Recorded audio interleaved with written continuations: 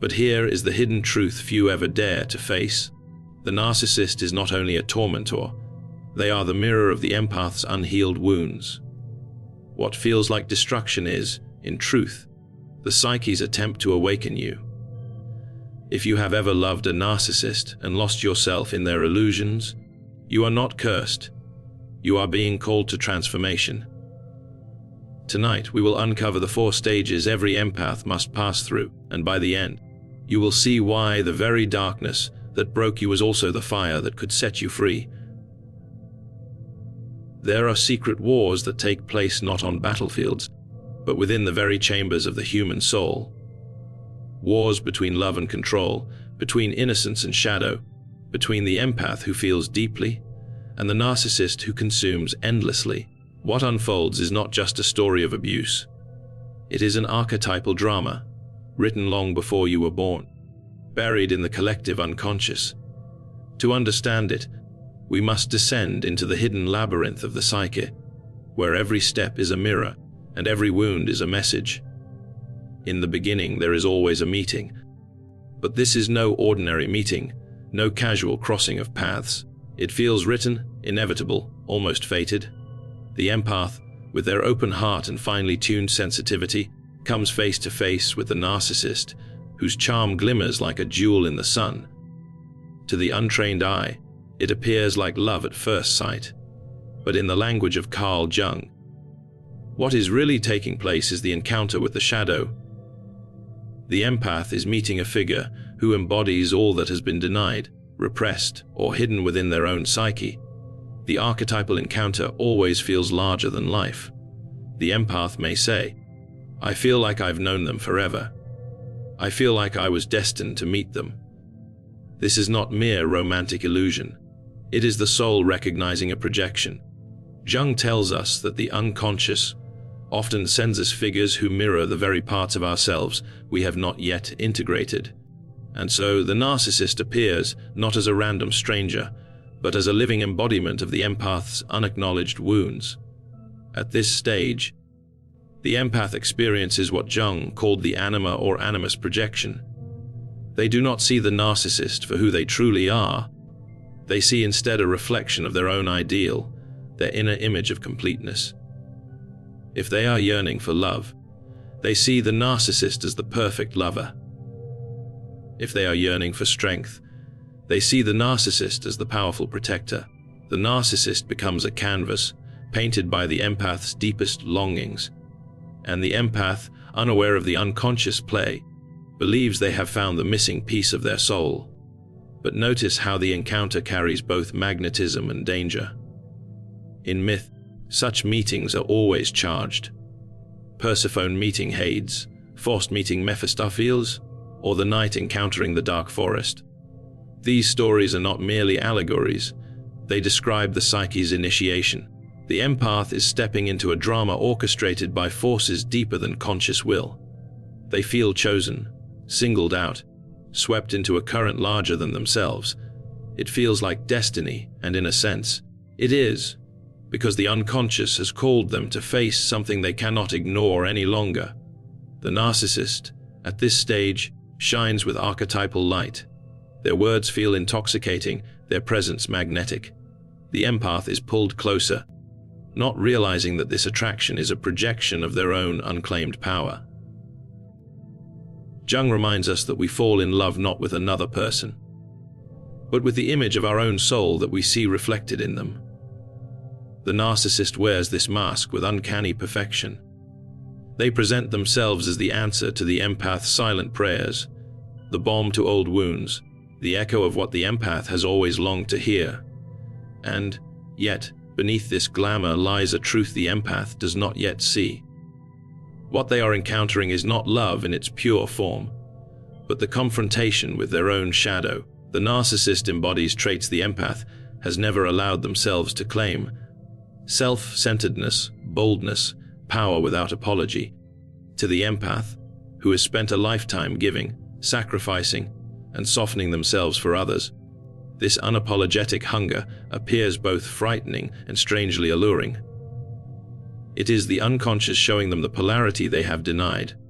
In this archetypal encounter, there is always a sense of enchantment. The empath feels that the world has suddenly come alive, as if fate has placed them at the center of a grand story.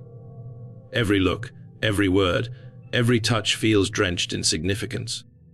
But what they are really experiencing is the projection of the self, the deeper, total personality of the psyche that longs for wholeness. The narcissist has become the carrier of this projection, a figure who awakens dormant archetypes within the empath's soul. This is why the first stage feels so intoxicating. It is not simply attraction.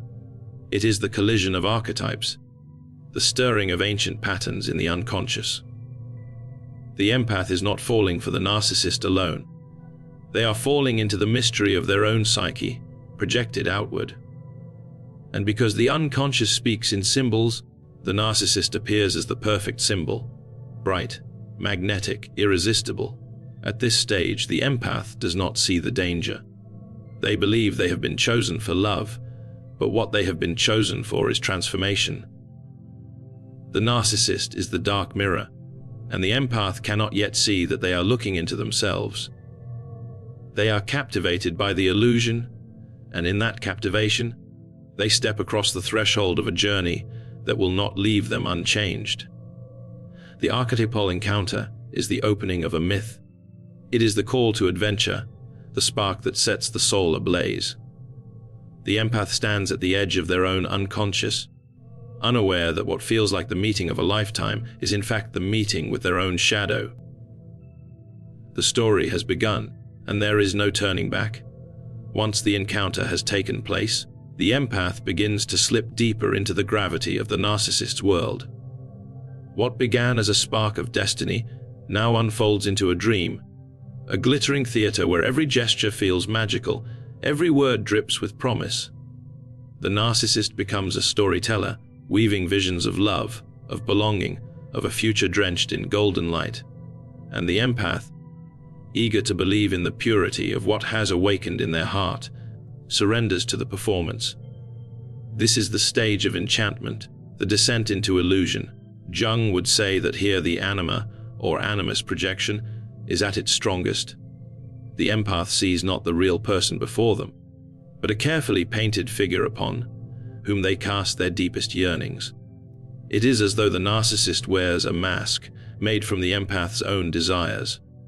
The empath does not realize they are in love not with the person, but with their own unclaimed soul, reflected and refracted back to them through the narcissist's charm. The illusion at this stage is powerful, because it does not appear false. It feels truer than truth itself. The narcissist showers the empath with attention, with grand gestures, with an intensity that mimics devotion. The empath, sensitive to the nuances of connection, feels as though they have finally found someone who understands them, someone who sees into their very core. Yet what is being mirrored is not true recognition. It is manipulation wrapped in archetypal resonance. The narcissist knows, often unconsciously, how to mirror the empath's dreams back to them. And the empath, longing to feel complete, embraces the reflection. The descent into illusion is marked by idealization. The empath begins to lift the narcissist into the realm of the archetypal hero or goddess, believing them to be larger than life. They assign to them a spiritual significance, calling them soulmate, twin flame, destiny. The language of myth and romance overtakes ordinary perception. And this is where the unconscious plays its greatest trick. By exaggerating the figure of the narcissist, it forces the empath to confront the parts of themselves they have yet to claim. During this stage, the empath may ignore subtle warning signs. A harsh word brushed aside, a moment of coldness excused, a contradiction rationalized. They are unwilling to pierce the illusion, for doing so would mean facing the emptiness beneath. Jung described this as falling into the grip of an archetype. The empath is no longer entirely in control of their own perception. They are possessed by the myth of love, by the archetype of the savior or redeemer.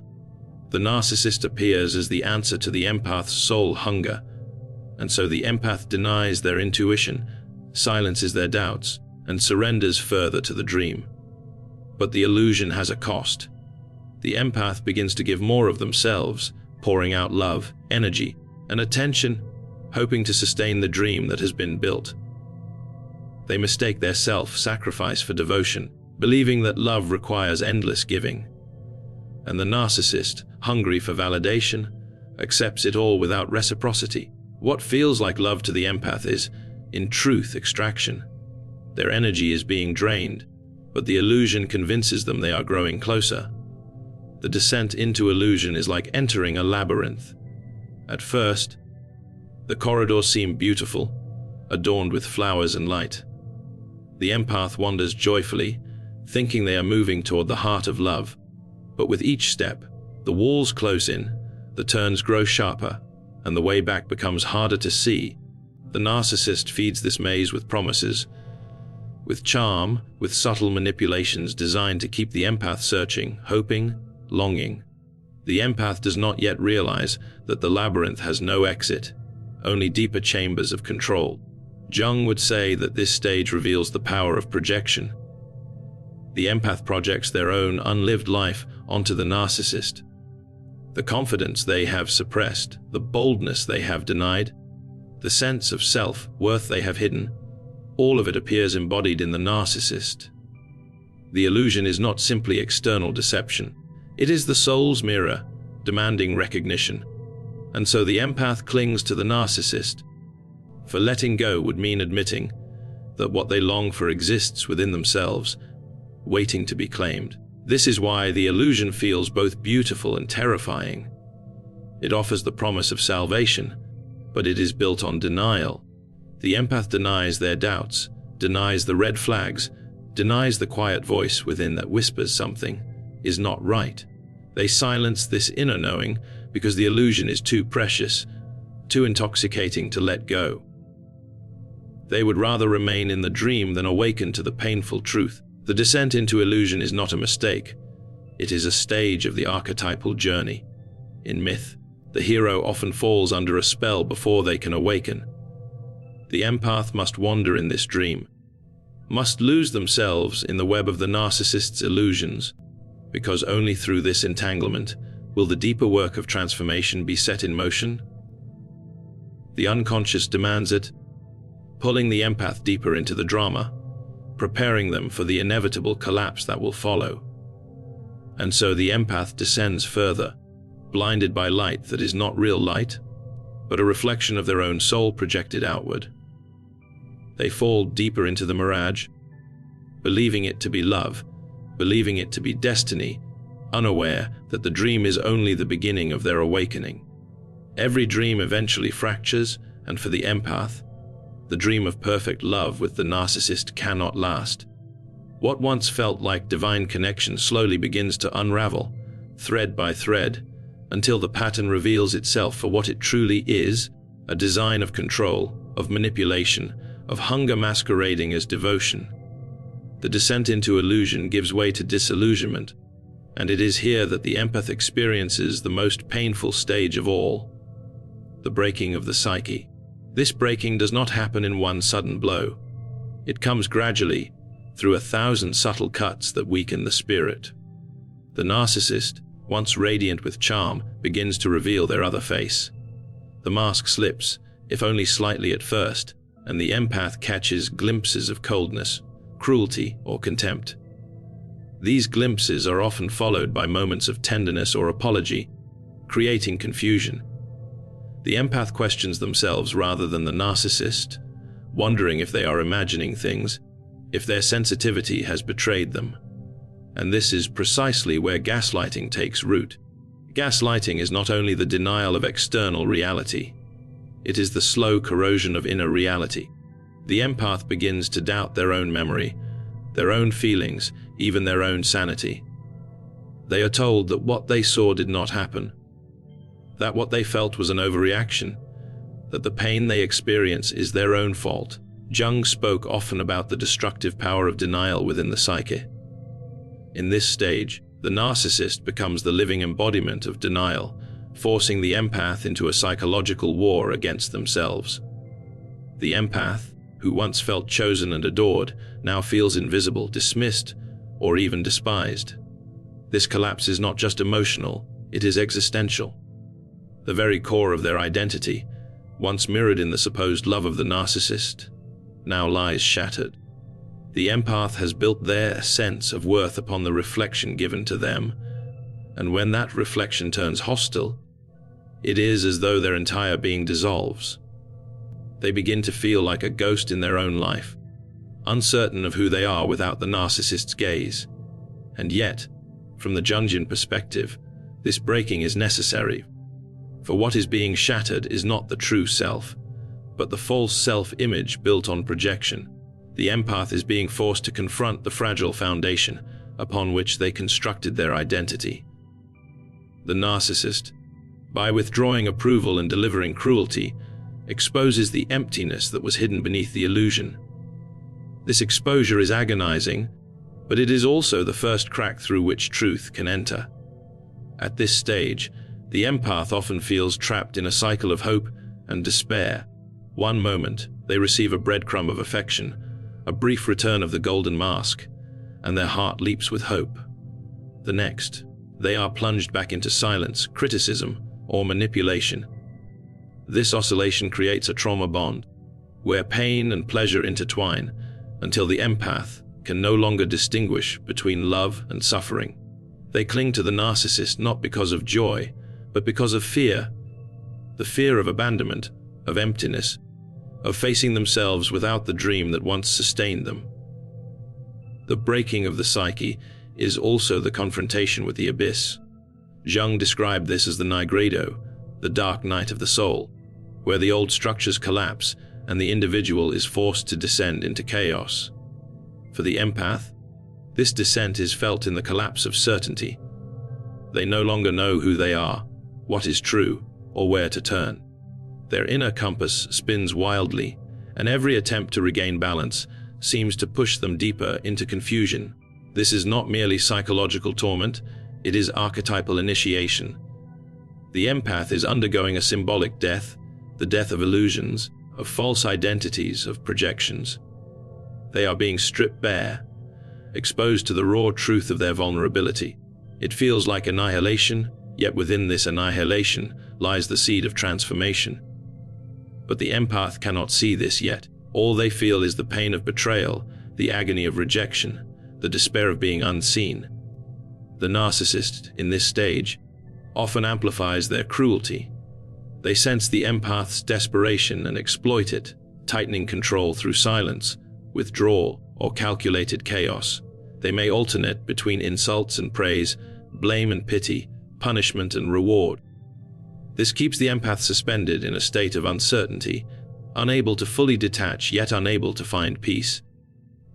The breaking intensifies until the empath feels as though they are dissolving, as though their very soul is cracking under the pressure. In myth, this stage is the descent into the underworld. Persephone is taken by Hades. Orpheus loses Eurydice. The hero wanders in darkness, stripped of guidance, lost in the labyrinth with no clear exit. The empath embodies this archetypal descent. They are pulled into the shadows of the psyche, forced to face the reality of betrayal and the terror of abandonment. They wander through the ruins of the dream, clutching fragments of what once felt like destiny, unable to reconcile the beauty that once was with the cruelty that now is. The breaking of the psyche feels like failure, but in the Jungian sense, it is the beginning of individuation.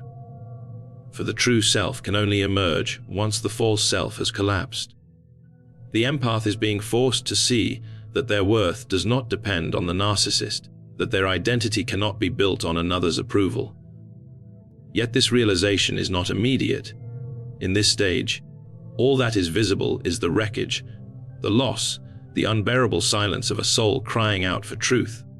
After the dream has collapsed and the psyche has been broken open, a new movement begins to stir deep within the empath. At first it is faint, barely noticeable, like the flicker of a candle in a dark cavern. But slowly, the ember grows brighter, revealing that the destruction they endured was not the end, but the initiation into something greater. Jung would call this the beginning of individuation. the process by which the fragmented soul gathers itself, confronts its shadow, and begins to emerge as a more whole and authentic being. The empath who once lived through illusions now stands at the threshold of transformation. They no longer chase the golden mask of the narcissist, for that mask is shattered. Instead, they are forced to look inward to confront the emptiness, the wounds, the unclaimed power within themselves. It is here, in the ashes of betrayal, that alchemy begins. What was once lead, the heavy weight of suffering, confusion, and despair, begins its slow transmutation into gold. This alchemical process is not clean or easy. It requires the empath to sit in the ruins of what was lost, and to resist the temptation to rebuild the same illusion again. Many attempt to return to the narcissist, to reassemble the dream, to pretend the fracture never occurred. But those who step into transformation learn, instead, to face the shadow. They acknowledge that the narcissist was not just a predator, but also a mirror, reflecting back the parts of themselves they had ignored, the boundaries they never held, the voice they never used, the strength they never claimed. All of these emerge from the shadows as necessary pieces of the self. In Jungian terms, this is the encounter with the self, the archetype of totality. The empath begins to realize that what they were seeking in the narcissist, love, recognition, strength, wholeness, was never truly outside of them. It was hidden within, projected outward onto the figure of the narcissist. The collapse of the relationship forces them to reclaim these projections, to draw back the qualities they once idealized and integrate them into their own life. This reclamation is painful, for it requires grieving the illusion, but it is also liberating, because it awakens the empath to their own sovereignty. The alchemical transformation often begins with anger, a fire that was once suppressed in the name of harmony. The empath, who once silenced themselves to maintain peace, now feels the heat of rage rise from within. At first it feels destructive, but this fire is not mere bitterness. It is the awakening of boundaries, the refusal to be consumed again. The empath learns to say no, to defend their inner sanctity, to protect the wholeness they are beginning to build. Jung would say that the shadow has been integrated, that what was once denied has been embraced and transformed into strength. From here, a new kind of clarity begins to emerge. The empath starts to see patterns, not just in the narcissist, but in themselves. They see how childhood wounds, old fears, and unconscious needs pulled them into the web of illusion. They realize that the relationship was not simply about betrayal, but about awakening. The narcissist played the role of the dark teacher, forcing the empath to confront truths they would never have chosen willingly. This recognition is not about excusing abuse, but about understanding its archetypal significance. The wound becomes the doorway, the pain becomes the initiation. The transformation also carries with it a profound shift in identity. The empath is no longer defined by victimhood. They are no longer the fragile soul endlessly giving to those who only take. Instead, they stand in a new center, one that does not collapse under manipulation or dissolve into illusion. They have become both tender and strong, both open and guarded, both light and shadow. This integration is what Jung meant when he spoke of individuation, the uniting of opposites within the self, the emergence of a personality that is whole. In mythic language, this stage is the resurrection after descent. It is Inanna rising from the underworld, scarred but transformed. It is the phoenix reborn from ashes, radiant not because the fire spared it, but because it burned and survived. The empath emerges not untouched by pain, but remade by it. They carry the memory of betrayal, but also the wisdom that comes from surviving it. And this wisdom becomes their gold, the treasure that was hidden in the darkness all along. The alchemical transformation is not about forgetting the narcissist, nor about pretending the pain never happened. It is about weaving the experience into the tapestry of the soul, transforming what was once unbearable into a source of strength. The empath begins to help others, to speak truths, to embody resilience. Their sensitivity, once exploited, becomes their gift. Their boundaries, once weak, become their shield. Their heart, once shattered, becomes the vessel of deeper compassion. Not naive, not blind, but rooted in discernment and strength. In this stage, the empath no longer looks outward for validation. They have turned inward, and in doing so, discovered that the love they sought was already within them. They are no longer bound by the illusions of the narcissist's world. They walk with the quiet power of one who has been to the underworld and returned with treasure. The alchemical fire has done its work, and the empath now shines not with borrowed light, but with the radiance of their own soul. What we have uncovered is not merely the story of love and betrayal, nor just the cruelty of narcissistic abuse. It is something far deeper, the timeless pattern of the soul's journey through illusion, fracture, and rebirth.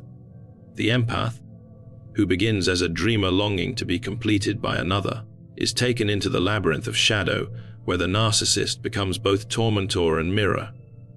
And yet, what feels like destruction reveals itself as initiation. The illusions had to collapse. The psyche had to break. For only in the ruins could the hidden self emerge, demanding wholeness, demanding truth. Carl Jung reminds us that we do not become enlightened by imagining figures of light, but by making the darkness conscious. The narcissist is not only the destroyer, they are the unwilling emissary of the unconscious, forcing us to face what we would rather avoid. And so the empath, broken and remade, rises not as a victim of cruelty, but as a soul who has confronted the abyss and carried back its wisdom. The question that remains is not about the narcissist, but about you. What illusions are you still clinging to? What shadow have you yet to face? And what hidden gold lies waiting in the very wound you most wish to escape? For it is there, in the wound, in the breaking, in the descent, that the self calls you to awaken.